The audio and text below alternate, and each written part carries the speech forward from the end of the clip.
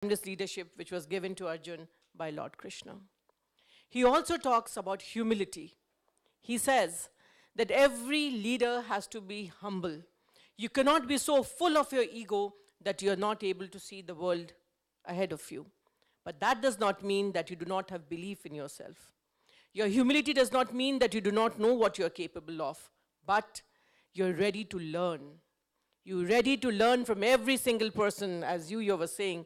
You should be ready to learn at every single moment, but be fully aware of your own capacities. Humility, my dear, is the second biggest lesson in leadership. You have to be humble. You have to be a visionary. You have to know how to see years ahead. And this particular book, they quote Disneyland and say that two managers in Disneyland were walking after the theme park was complete. One of them says, it's so sad that the gentleman who had seen everything, Mr. Disney, is not alive today. And he could not see this. But the other person says, no, but you're wrong. He saw it 10 years beforehand. We are seeing it today. He knew then. And because he had seen it, he had a vision and he knew how to join the dots of what was present. That is why we have the Disneyland today.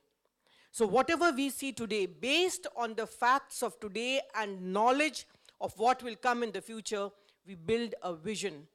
And a leader, a good leader, is always a visionary who understands the capacity of the people around him, his own capacity first, the situation around him, he joins the dots, and he can understand and he can envision what is there in the years to come. Something which is, I may be a minute or two ahead, something which is very close to my heart and it has really sunk in, I would like to share with you. Again, I go back to the book. It says, there's a word in Hindi called Rajrishi. Means Rajshri. When you're king-like. Raj is Raja, is king, and Rishi is a saint. So Rajrishi, you're like a king. What does it mean? The first word is Raja, means a king. The second is Rishi, means a sage. You are the king. You have the powers of the king. You have the years of your disciples. You have the power to control, but you're like a sage. You stand back. You stand back and you're objective to the entire vision around you. It doesn't touch you. You're like a sage because you're able to make a difference to the thought of being a person with a power and a person who does not delve into the power to do anything wrong. So you give away your powers to a point to your people so they can enjoy it. At the same time, you hold it back so that it doesn't affect you. So you're a king and a sage at the same time. You're objective. You're not a subjective king. You're objective and you're king because you rule the country. This is a very, very important word, and when I was reading this, it affected me so strongly because being judicious is one of the most important things of a leader. Leaders have to be judicious. They cannot be ruled by relationships. They cannot be ruled by their own likings and dislike. An issue is important, not an individual. And I think my 5 minutes are getting over, so I will rush back and try to finish it with something else. Apart from humility, apart from being a visionary and being a person who can talk, there are different kind of leaderships. There's also something which is called toxic leadership. You will see in today's world, people stand up and speak very harshly. They sway the minds of people and say things which harms the world at large. That is no leadership. That is toxic leadership because you are harming the cosmos. The rules of nature which cannot be averted, which cannot be changed. A true leader will stand, and there are 3 rules which he will always apply while talking to people. First, he will talk with the conviction of his thoughts. He has to be truthful in what he says. He cannot pose to be somebody who he is not, because the role of a leader does not start at 8 o'clock in the morning and finish at 10 o'clock at night. It is a way of life. A leader believes it, he leads it, he breathes it, and he has to be truthful when he speaks it. The second thing, his words have to be good. The language he uses to convey has to be simple and good. It should have a positive effect in every human being who he speaks to. And the third, whatever he does, whatever he says, whatever he articulates has to be for the good of the people he is talking to. That's the most important thing. So with that, thank you very much. It is such a huge subject, timeless leadership. It crosses all boundaries of time, crosses all boundaries of nation. It just talks about one thing, leadership, wherever it may be. Thank you very much.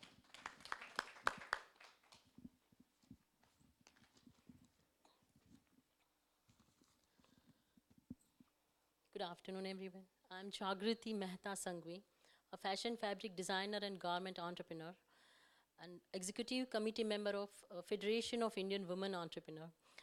I'm sorry, I prepared my speech in Hindi because I love Narendra Bhai Modi as a PM, and he go around the world and he present himself in Hindi language. So I'm really sorry. As ma'am said, my favorite subject is leadership. भगवान श्री कृष्ण सबसे पहले timeless leader थे जो 5000 साल बाद भी और आज आने वाले कई सालों तक हम उनकी लीडरशिप के सारे रूल्स फॉलो करेंगे जो उन्होंने भगवत गीता के द्वारा दिए हैं। ऐसे लीडर जिनके द्वारा बोले गए शब्द फिलॉसफी आज भी सही है, जिनके समय का कोई बंधन नहीं होता। उनकी बातें या उनके द्वारा बताया गया मार्गदर्शन आज की तरीके में भी उतना ही महत्वपूर्ण है एंड सच लगता है, मतलब वो टाइमलेस होता था। शायद इसीलिए ही उनको पूरी दुनिया टाइमलेस लीडर के रूप में याद करते हैं। आज भी उनकी बताई गई फिलॉसफी और फंडामेंटल्स को लोग फॉलो करते हैं। ये तो है श्री कृष्ण की बातें। अब हम अगर आगे की बात करें, आज के लीडर की बात करें, तो अब्राहम लिंकन वो एक ऐसे लीडर थे जो एक समय में एक सामान्य फैमिली से थे, लेकिन ये दुनिया को उन्होंने बता दिया कि लीडर कैसे बनते हैं, ये क्वालिटी, लीडर बनने के लिए क्या क्वालिटीज़ चाहिए।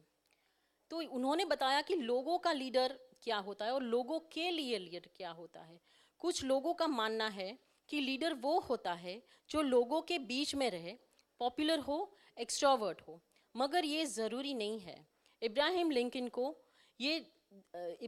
ने ये दिखाया, वो इंट्रोवर्ट थे, लोगों के बीच में रहकर एनर्जी के लेने की बजाय रीडिंग और वॉकिंग पसंद करते थे। तो ये ज़रूरी नहीं है कि इंसान तभी लीडर बन सकता है अगर वो एक्सट्रोवर्ट हो। क्या ये फ़र्क होता है लोगों के लीडर और लोगों के लिए लीडर में? लोगों का लीडर वो होता है जो ये कहता है कि मैं यहीं हूँ, फिक्र की कोई बात नहीं है। मगर जो लोगों के लिए लीडर होता है वो ये कहता है कि हम सब यहीं हैं, साथ साथ है, मिल के काम करेंगे, फिक्र की कोई बात नहीं है। ग्रेट लीडर वही होता है जिसके दिल को छू जाता है, जिसकी बातें दिल को छू जाती है, उनके जीवन का एक हिस्सा बन जाता है। लीडर और फॉलोअर के बीच का रिलेशनशिप बहुत स्ट्रॉन्ग होता है। जितना ज़्यादा मजबूत होगा उतने ही ज़्यादा सफलता मिलेगी। इब्राहिम लिंकन में भी यही क्वालिटी थी जिसके द्वारा हम अमेरिका के प्रेसिडेंट बन सके। ग्रेट लीडर से सबसे सीखने वाली बात होती हो यह धैर्य और सहनशीलता। सब सक्सेसफुल लीडर में यही दोनों चीज़ कॉमन होती है। किसी भी कंडीशन में वो अपने दिमाग पर काबू रखते हैं, कूल रहते हैं और कोई भी प्रॉब्लम में वो स्ट्रॉन्ग खड़े रहते हैं और दूसरों को भी हौसला देते हैं।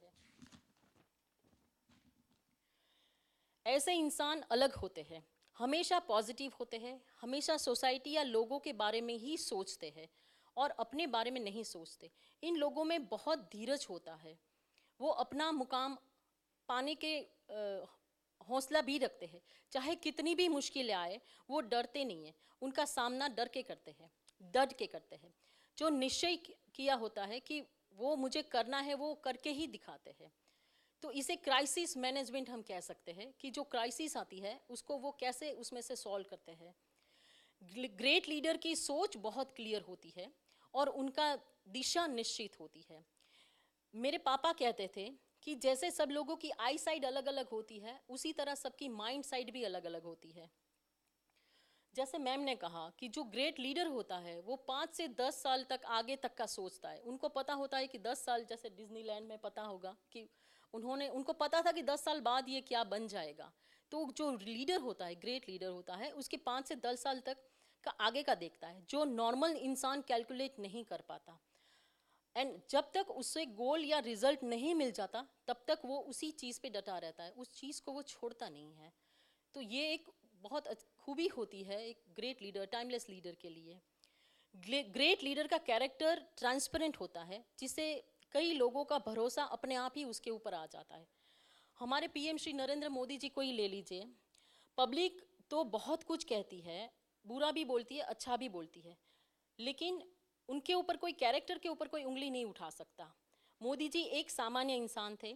उन्होंने भी बहुत सारे प्रॉब्लम लाइफ में देखे, जैसे वो टूट जाते हैं, परंतु उन्होंने अपनी मुश्किलों का सामना किया, अपनी वीकनेस को स्ट्रेंथ बनाया।